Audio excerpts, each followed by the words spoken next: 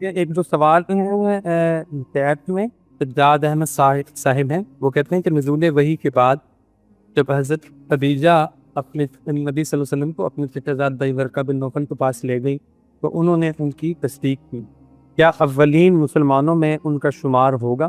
سیرت نگار اس بارے میں کیا رائے رکھتے ہیں؟ میرا خیال ہے کہ زیادہ تر سیرت نگاروں کا یہی خیال ہے کہ وہ باقاعدہ اگر اس وقت رسول اللہ صلی اللہ علیہ وسلم کی بعثت ہو گئی تھی اور آپ نے ان کو دعوت دی اور وہ ایمان لے آئے تو پھر وہ ایک مومن ہی شمار ہوں گے۔ تو مجھے ایسے ہی یاد پڑتا ہے کہ زیادہ تر صحابہ سیرت ان کو مومن ہی شمار کرتے ہیں۔ شاید بعض کی خیال یہ ہو یا رائے یہ ہو کہ وہ ابھی تو اس مرحلے پر آپ نے باقاعدہ اپنی دعوت پیش ہی نہیں کی، لیکن انہوں نے ارادہ کیا اگر، تو بھی ایک طرح سے ان کو مومن شمار کیا جا سکتا ہے۔ بہت شکریہ۔